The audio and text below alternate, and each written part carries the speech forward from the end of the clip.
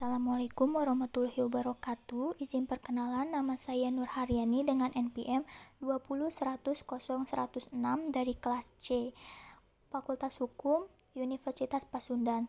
Di sini saya akan sedikit mempresentasikan tentang hak milik, bezit, dan jaminan untuk memenuhi salah satu tugas dari mata kuliah Hukum Perdata oleh dosen pengampu yaitu yang terhormat Bapak Gandhi Parmacista SHMH dan Ibu Tuti Rastuti SHMH. Yang pertama ada hak milik atau eigendom. Hak milik menurut pasal 570 KUH Perdata menerangkan bahwa hak milik adalah hak untuk menikmati penggunaan suatu kebendaan dengan leluasa dan untuk pajak bebas terhadap kebendaan itu dengan kedaulatan sepanjang tidak bertentangan dengan peraturan perundang-undangan yang berlaku dan tidak mengganggu hak orang lain dengan tidak mengurangi kemungkinan akan adanya pencabutan hak tersebut demi kepentingan umum berdasarkan ketentuan undang-undang dengan pembayaran ganti rugi. Hak milik juga merupakan salah satu jenis dari hak kebendaan. Selanjutnya ada ciri-ciri hak milik. Yang pertama, berhak menikmati kegunaan sesuatu benda dengan bebas. Yang kedua, merupakan hak menguasai secara terkuat. Yang ketiga, tidak melanggar undang-undang atau peraturan umum. Dan yang keempat, tidak mengganggu hak dari orang lain. Selanjutnya ada batasan hak milik dalam pasal 570 KUH Perdata yang menjelaskan bahwa batasan hak milik adalah undang-undang, ketertiban umum, dan hak-hak orang lain. Dalam Undang-Undang Pokok Agraria, batasan hak milik yaitu tidak dipergunakan untuk kepentingan pribadi tetapi untuk kepentingan umum, tidak menimbulkan kerugian bagi orang lain, harus dipelihara dengan baik, pemerintah mengawasi penyerahan hak atas tanah, dan pemerintah mengawasi hak monopoli atas tanah. Selanjutnya ada gugat mengenai hak milik. Hak milik dilindungi oleh beberapa gugat yaitu diatur oleh undang-undang adalah gugat revindicati pasal 574 KUH Perdata yang menjelaskan bahwa tiap-tiap pemilik suatu kebendaan berhak menuntut kepada siapapun juga yang menguasainya akan pengembalian kebendaan itu dalam keadaan beradanya. Gugat ini dapat diajukan oleh pemilik kepada hakim agar bendanya dapat disita atau beslag yang disebut dengan beslag revindikator. Gugat ini juga dapat terhadap benda bergerak maupun tidak bergerak yang dimana benda bergerak didesak oleh pasal 1977 ayat 1 KUH Perdata. Selanjutnya ada cara memperoleh hak milik di dalam pasal 584 KUH Perdata. Yang pertama ada pemilikan atau pendakuan, yaitu dengan cara memperoleh hak eigendom atas benda bergerak yang belum ada pemiliknya. Yang kedua ada perlekatan atau penarikan ataupun ikutan, yaitu dengan cara eigendom atas benda karena benda itu mengikuti benda yang lain. Selanjutnya ada daluarsa, yaitu dengan cara setelah lewatnya suatu waktu tertentu memperoleh hak atau dibebaskan dari suatu ikatan atau hak.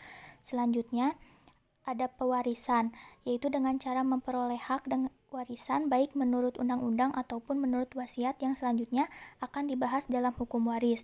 Selanjutnya ada penyerahan, yaitu dengan cara suatu benda oleh eigenar atau atas namanya kepada orang lain sehingga orang lain itu memperoleh hak eigendom atas benda tersebut.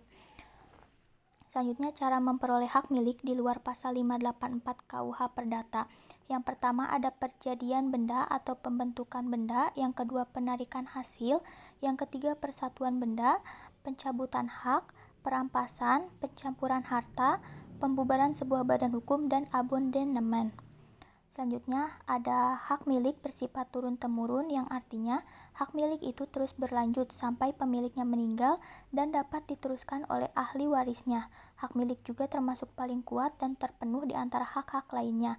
Hak milik ini merupakan hak yang mutlak, tidak terbatas dan tidak dapat diganggu gugat. Selanjutnya ada penyerahan, adalah cara memperoleh hak milik dengan cara penyerahan suatu benda atas namanya kepada orang lain tersebut memperoleh hak milik atas benda tersebut.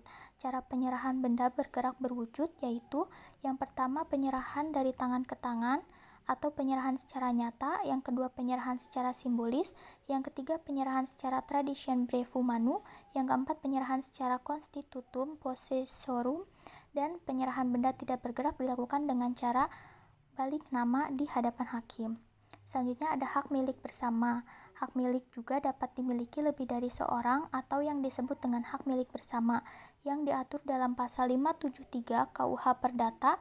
Ada dua macam hak milik bersama, yaitu yang pertama, hak milik bersama yang bebas.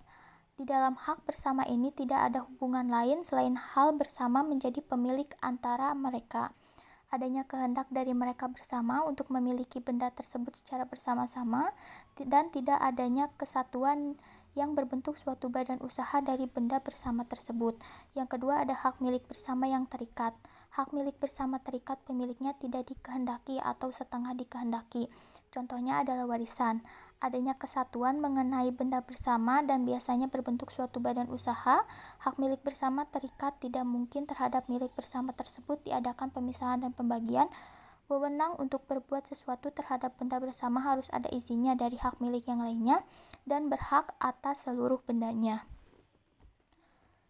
Selanjutnya ada kedudukan berkuasa atau bezit.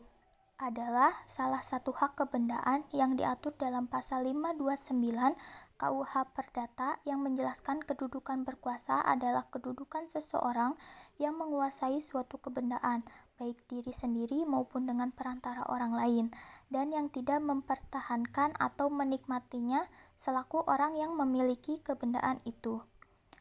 Selanjutnya ada bezit, dapat dibedakan menjadi yang pertama, bezit beritikat baik, yaitu yang memiliki izin untuk memperoleh kebendaan dengan cara memperoleh hak milik, yang dimana ia tidak dapat melihat adanya cacat atau kekurangan yang ada di dalamnya, yaitu dalam pasal 531 KUH Perdata. Yang kedua, bezit beritikat buruk, yang dapat terjadi jika pemegangnya mengetahui bahwa barang yang dipegangnya bukanlah hak miliknya, yang dalam pasal 532 KUH Perdata. Selanjutnya ada gugat bezit. Dalam pasal 550 KUH Perdata menjelaskan tentang gugatan terhadap bezit, yang dimana beziter berhak melakukan ekti dan dia tahu betul beziter dan harus ada gangguan.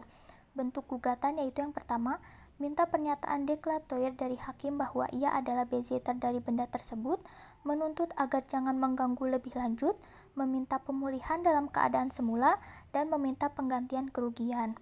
Detentor tidak mempunyai kewenangan untuk mengajukan gugat bezit. Selanjutnya ada jaminan. Yang pertama ada gadai. Menurut pasal 1150 KUH Perdata, gadai adalah suatu hak yang diperoleh seorang berpiutang atas suatu benda bergerak yang diserahkan kepada oleh seorang berutang atau oleh orang lain atas namanya, dan yang memberikan kekuasaan kepada yang berpiutang untuk mengambil pelunasan dari barang tersebut didahulukan daripada orang-orang yang berpiutang lainnya, dengan dikecualikan biaya untuk melelang barang tersebut dan biaya yang telah dikeluarkan untuk menyelamatkan setelah barang itu digadaikan. Biaya-biaya mana yang harus didahulukan? Jadi, benda yang dijadikan jaminan gadai adalah benda bergerak yang terdiri dari benda berwujud dan benda bergerak yang tidak berwujud. Selanjutnya ada hipotik. Dalam pasal 1162 KUH Perdata, hipotik adalah suatu hak kebendaan atas benda-benda tak bergerak untuk mengambil penggantian daripada bagi pelunasan suatu perikatan. Subjek hipotik terdapat dua pihak dalam perjanjian pembebanan hipotik, yaitu yang pertama, pemberi hipotik sebagai jaminan memberikan suatu kebendaan atau hipotik atas bendanya yang tidak bergerak, dan yang kedua, penerima hipotik, yaitu pihak yang meminjamkan uang di bawah ikatan hipotik. Selanjutnya ada hak tanggungan. Pengaturan mengenai hak yang diatur dalam Undang-Undang Nomor 4 Tahun 1996 tentang hak tanggungan atas tanah beserta benda-benda yang berkaitan dengan tanah dan peraturan-peraturan pelaksanaannya. Menurut pasal 1 angka 1 Undang-Undang Nomor 4 Tahun 1996 yang menyebutkan bahwa hak tanggungan atas tanah beserta benda-benda yang berkaitan dengan tanah yang selanjutnya disebut hak tanggungan adalah hak jaminan yang dibebankan pada hak atas tanah sebagaimana dimaksud dalam Undang-Undang Nomor 5 Tahun 1960 tentang peraturan dasar pokok-pokok agrarian berikut atau tidak berikut benda-benda lain yang merupakan satu kesatuan dengan tanah milik untuk pelunasan utang tertentu, yang memberikan kedudukan yang diutamakan kepada kreditor tertentu terhadap kreditor lainnya. Pemberian hak tanggungan didahului dengan janji untuk memberikan hak tanggungan sebagai jaminan pelunasan utang. Sebagai bukti adanya hak tanggungan, maka pemberian hak tanggungan wajib didaftarkan di kantor pertanahan. Selanjutnya ada fidusia.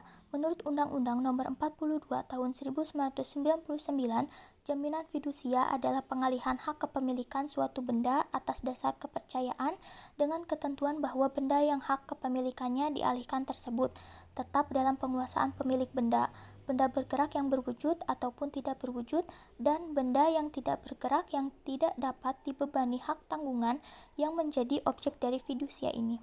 Sekian dari saya, mohon maaf apabila ada kesalahan.